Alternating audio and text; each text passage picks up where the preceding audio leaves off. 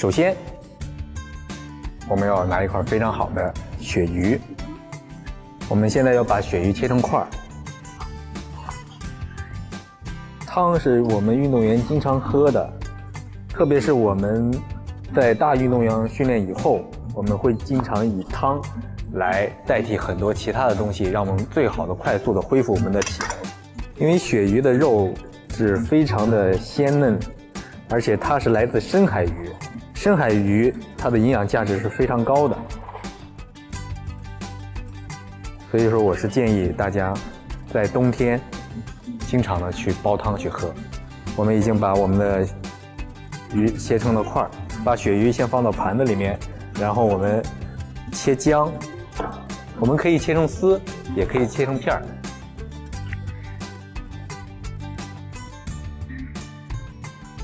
先放到鳕鱼身上，我们然后加一些橄榄油、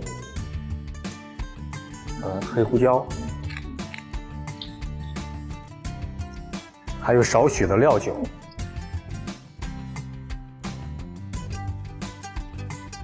OK， 番茄鳕鱼浓汤一定要有番茄。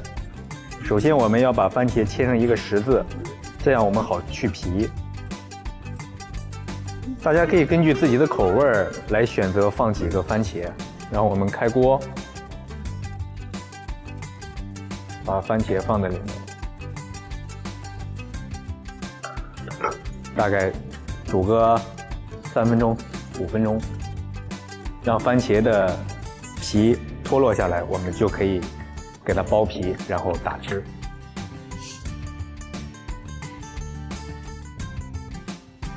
好，现在番茄煮的差不多了，它的皮也开始进行脱落，我们现在要捞番茄喽。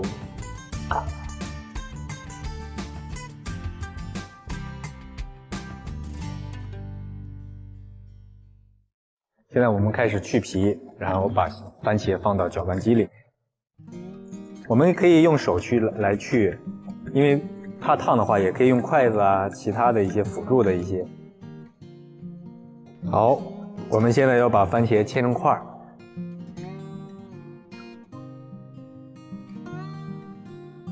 我们可以把我们的西红柿稍微的切小一点，放到我们的搅拌机里面，这样搅拌机会更好的工作，不至于罢工。好，现在我们放到搅拌机里。如果大家家里面没有搅拌机的话，我们可以把这个西红柿稍微的再多切一切，让它变成稀状，会更好。因为西红柿营养价值也是非常高的，特别是男人多吃西红柿是有好处的。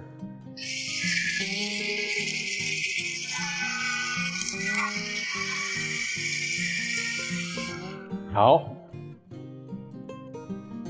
我们的番茄泥已经打好。好，不能浪费。下面我们要把我们的鱼块放到水里面焯一下，但时间不能太长，因为鳕鱼的肉特别的嫩，如果你时间长的话，特别容易老，影响了口感。好，现在我们的锅已经开了，我们要把我们的鱼块放进去，一定不能时间太长，一过水就可以。好，现在差不多，我们要捞了。切记一定时间不能太长，时间长的话真的是影响口感，鱼肉就老了。我们焯一下的原因就是要把鱼的身上的腥味稍微去一点。好，我们现在开始做我们的番茄鳕鱼浓汤，放一点点黄油，让汤的味道更加浓重浓厚。等它化了，其实黄油在西餐里面做法会经常多见的，放在汤里面的话，它的味道会更加细腻，更加香，更加食欲。这时候我们一定要把火稍微调小一点。下面我们把我们番茄泥倒进去。哇，现在香气扑鼻。我们放一点糖，放一点盐。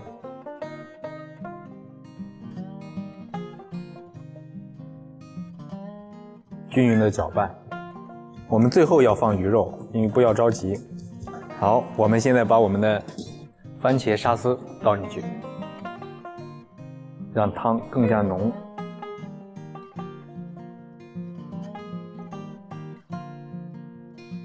太香了，一股浓浓的黄油味道。鱼肉，只要这个汤冒泡以后，就可以把鱼肉放进去。鱼放进去以后，大概2到3分钟就可以出锅，因为我们前面已经把鱼焯了一下，去了去腥。而且鱼肉就和我刚才说的一样，不宜煮的时间太长，这样影响它的味道和它的口感。好，现在我们也可以捞出锅了，闻的都香，吃起来更加美味。我们加一点薄荷叶，再加一点石螺，完美。今天我们的番茄鳕鱼浓汤做好了，请大家品尝。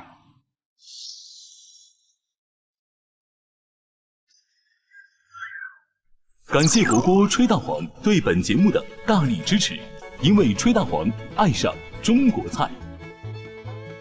如果你想了解更多的时尚生活方式，如果你想找到更好的优质生活用品，扫描屏幕下方二维码下载悦享。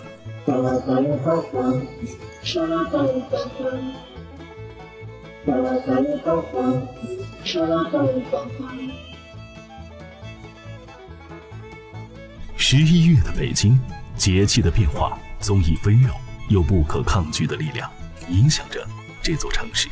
人们开始追寻鲜的味道，变得一发不可收拾。空气中洋溢着诱人的食物气息，此刻正是海鲜席卷餐桌的时候。他是王建军，万业海鲜炉端烧的店长，从业21年日料的他，深知如何获取鲜美味道的秘诀。当他站在案前，原本轻松的脸即刻紧张起来，每一块鱼片的厚度都必须是5毫米，切薄会影响嚼劲，厚的则会口感油腻，不由得增添了些许的仪式感。我们选择食材和包括加工处理都有严格的要求，每一个食材有它的一个最佳的状态、最佳时期，包括我们对这个食材，有些的食材是必须是鲜活的，有一部分食材呢有一个熟成的一个过程，包括金枪鱼金枪鱼的第3天、第4天，这样的话是最好吃的，因为它要有接触空气、排酸熟成就是我能感受到，在没有我去加工处理的时候，我就会能感受到一个品种100条鱼，它每一条鱼的味道都不一样，但我能一眼判断出其中的某一条鱼它的味道最好，然后用最适合于它的方式方法，这是我对食物的我们之间的对话。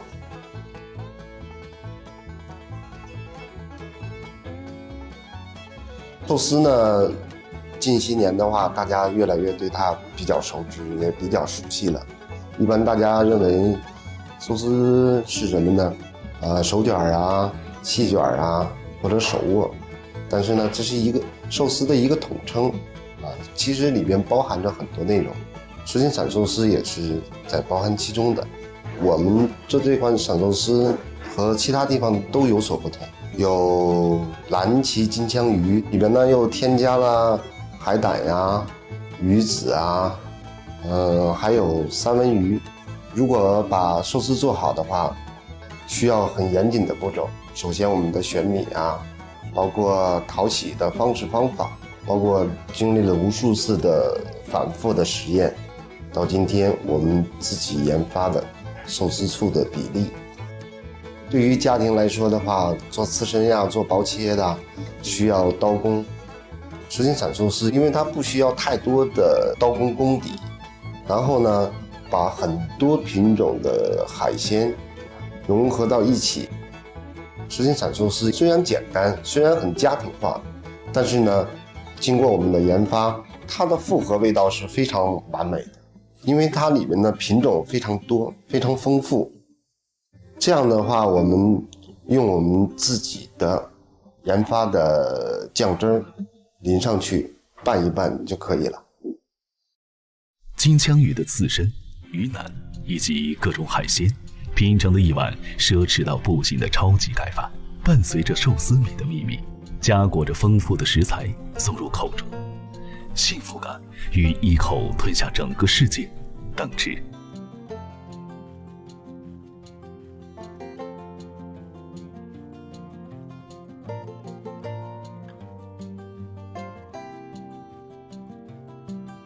炉端烧呢，起源于日本的仙台地区，渔民呢出海捕鱼，回到岸边升起一堆篝火，庆祝丰收的一种形式。用最原始的方法，用选择最新鲜的食材，这样的一种形式。炉端烧这一种方式呢，我们选择的是背长炭。为什么用背长炭呢？背长炭的最高温度可以达到800度。这个温度呢，可以瞬间锁住鱼的汁水，能让它更加保证它鱼本身的鲜美。像我们普通的炭的话，可能就是400-500度这样的。炉端烧是日料中较为高级的料理形式，选择最新鲜的食材，搭配简洁的料理手法，最大程度激发食材本身的味道，是炉端烧的精神所在。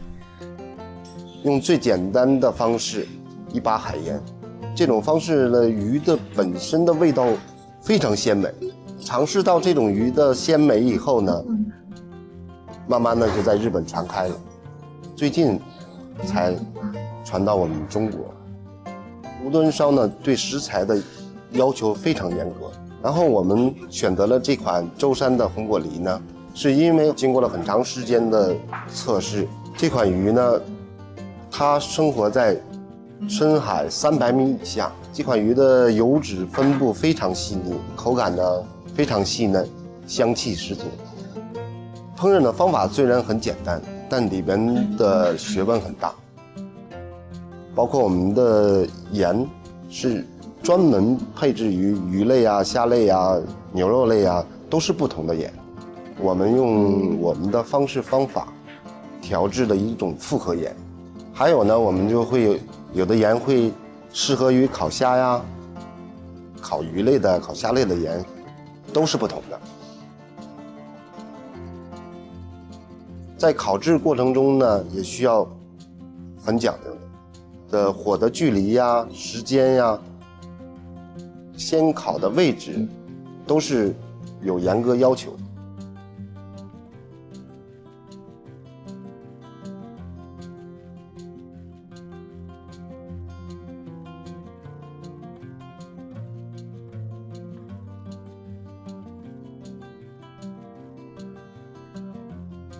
鳗鱼饭是将鳗鱼涂上甜咸适中的酱汁烤制，将烤制后的鳗鱼盖在热腾腾的米饭上，再配上小菜。这种饭在日本非常受人欢迎，而最正宗的鳗鱼饭就一定要用河鳗，而不是海鳗，因为河鳗的口感肥厚温醇，价格也会相比之略高。其实大家都知道，鳗鱼饭呢是日本很有代表性的啊。我们在没做鳗鱼饭之前，已经做了很多功课。我做这个行业21年，经历了很多做鳗鱼饭的一个过程。我一直在研究怎么样能做出一碗好吃的鳗鱼饭。鳗鱼低于100克的不用，高于100克的不用。低于100克的鳗鱼呢，它的油脂啊，包括它的香气啊，达不到我们的要求。高于100克呢，它的肉质会硬。可以说，一碗鳗鱼饭的灵魂就在于它的酱汁。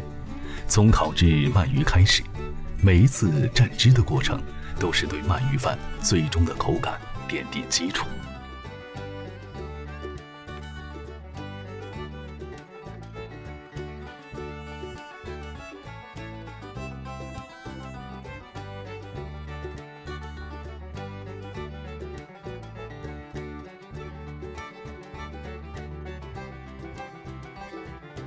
最后端到食客面前的这碗鳗鱼饭，凝聚了厨师的精神，更是对这神秘的酱汁一种肯定。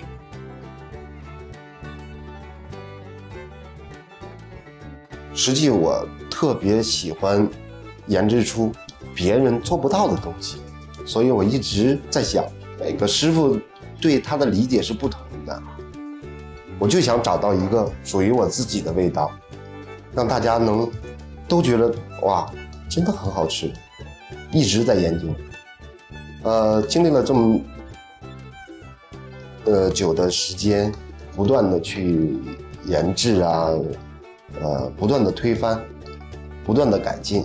做我们这行的都知道，里面糖是不可少的，但糖有很多种，有冰糖啊、砂糖啊这些，还有麦芽糖啊。实际大家都知道都是甜的嘛，但是完全不一样。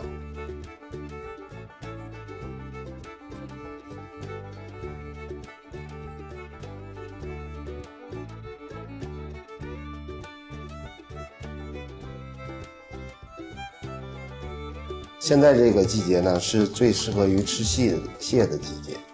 现在天气比较寒冷，吃一锅热腾腾的毛蟹小锅，吃下去会让人一种温暖的感觉。红毛蟹呢，对环境要求比较高，它是生活在比较寒冷的地段，越寒冷，它的肉质会越紧实，越肥美。这个红毛蟹呢，必须是活的。它一旦死掉的话，就哪怕是刚刚死掉的话也不可以，因为它在它鲜活的时候，它的肉质啊，包括它的口感啊，都是达到最佳状态。它的肉质呢非常甘甜。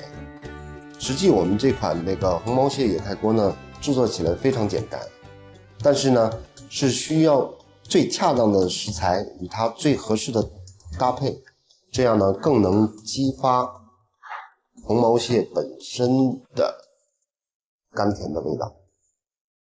新鲜应急的食材是获取新鲜味道的关键，相比五味，鲜味更能刺激人的食欲。其实鲜味本身并不特殊，大多数食物都有鲜味，只是它非常容易被其他味道掩盖，因此要烹制出鲜味十足的菜肴并不容易。海鲜柚子面呢，我们选择的是纯日本进口的柚子面，它有一独特的柚子的香味，里面有配虾、生蚝、扇贝、三文鱼。三文鱼呢是要靠近腹部一点点的，这样的话整体的油脂会更丰富因为我们里面还会添加一些白鳟鱼，配上呢有一些油脂的部位的海鲜，这样的话会能更凸显这种海鲜柚子面的味道，更浓郁，更加的有回味。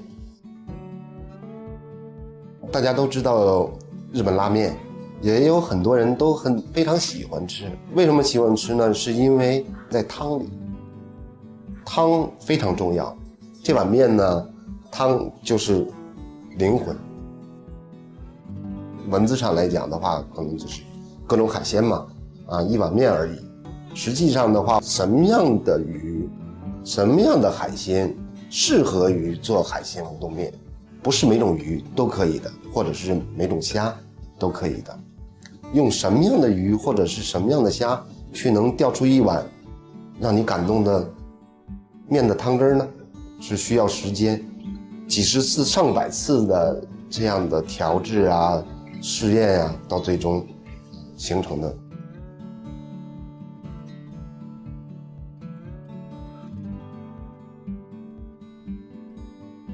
厨师和食客面对面不时的交谈，使吃饭成为了一件有趣的事情。在这场追逐鲜味的时间中，意外地获得了温暖的人情，我们的舌尖也为之迷醉，不禁流连忘返。我为什么做日料能做21年呢？是有原因的。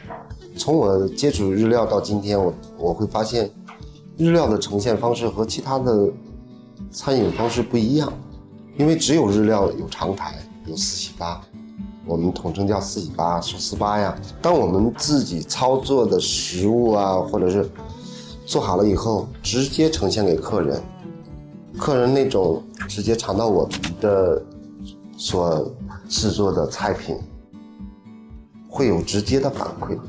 吃到那种非常好吃、非常感动的时候，他会发出声音，他会这样，这是我对食物的我们之间的对话。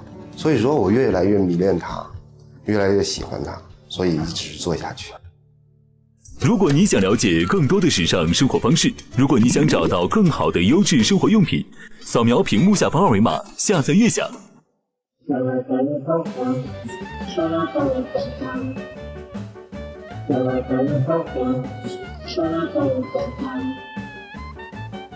传承最地道的美味，还原最本真的味道，分享最美妙的美食，认真对待每一份菜品，享受美食带来的欢愉。它就是来自万达索菲特大酒店曲宴中餐厅张海港。本栏目由东谷酱油特约播映。感谢美食节 APP 对本栏目的大力支持。海参呢，这个大家都知道，这个家喻户晓的这个营养价值非常高，对身体这个滋补作用非常好。山药呢，也是这个适合这个秋季食用。今天呢做这个菜呢，就是这个山药跟海参呢这两种食材为主，搭配在一起呢，咱们做了这一个创新菜——酥皮罐焖海参。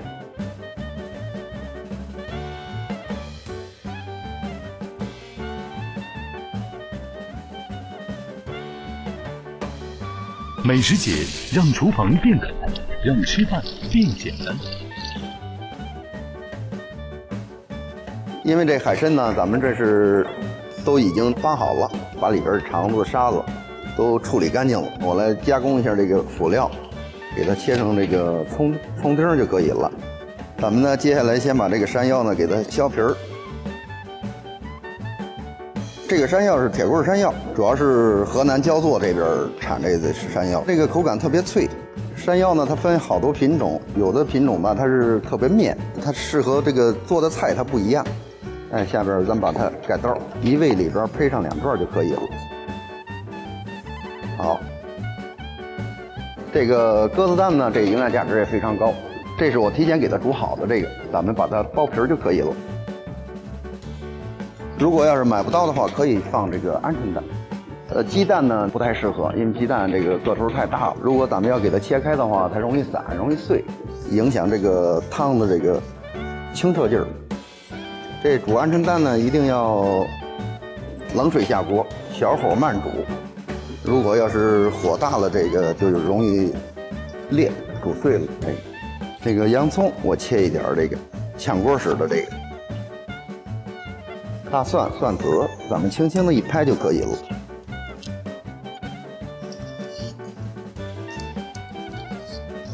那下边咱们就点火开始加工，烧点水，水开了呢，咱们把鸽子蛋还有这个海参，还有这个山药丁，咱给它这个飞水，咱把海参下锅。哎，咱把这个山药也下在锅里边给它烫一下。鸽子蛋一起，下边咱正好接这时间，咱准备一下这个胡萝卜。胡萝卜呢，咱给它切一个小小的造型。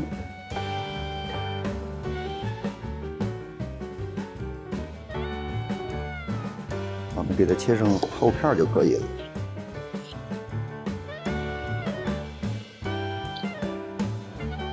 好，这个飞透了之后呢，咱们把它捞起来，捞起来备用。山药一定要给它煮熟了，胡萝卜呢生着就可以吃，咱们轻轻一烫就可以了。下边咱们呢就是把锅刷干净，来底油。为了这个增鲜呢，咱们加几个海米，给它煸透。下边呢，咱把蒜子也给它煸一下。咱们的切好的这个葱丁儿，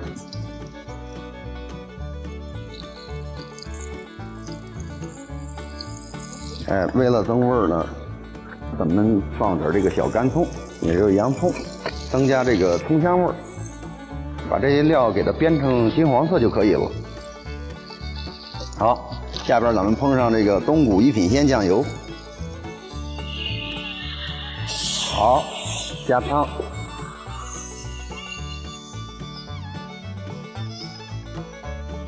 下边咱们调味，盐少许，东谷鸡粉少许，白糖提点白糖。好，等它烧开了，咱把这个刚才飞过水的这些料到汤里边煨一下就可以了。刚才咱加入的呢是这个鸡汤，咱们是加上老母鸡呢，加个肘子一起呢，给它大概吊6个小时。这个好，开了，咱们这下锅。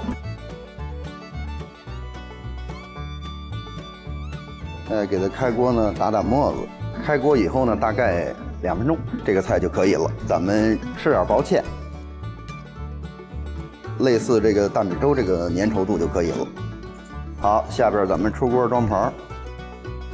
今天用的是这个紫砂锅，这就适合位上，很高档的这么一个菜，1人1位。因为这个菜啊，越趁热吃越好，所以说下边呢，咱还有一道工序，去烤箱烤制。咱们上边呢给它加了一个盖儿，是咱们这个酥皮儿。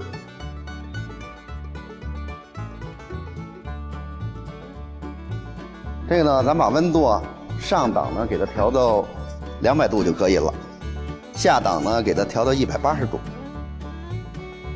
大概呢烤制6到8分钟就可以了。好了，现在6分钟到了，咱们取出来看一下效果。好，这道菜呢就制作好了，口味呢就是这个葱香浓郁，咸鲜为主。咱这是一道创新菜，也是结合了这个面点这边的这个酥皮儿，跟咱们热菜这边这个葱烧海参，这2个菜呢结合在一起呢，做了这么一个创新菜。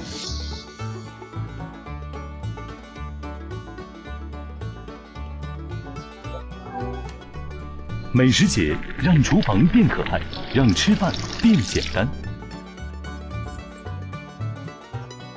感谢火锅吹蛋黄对本节目的大力支持，因为吹蛋黄爱上中国菜。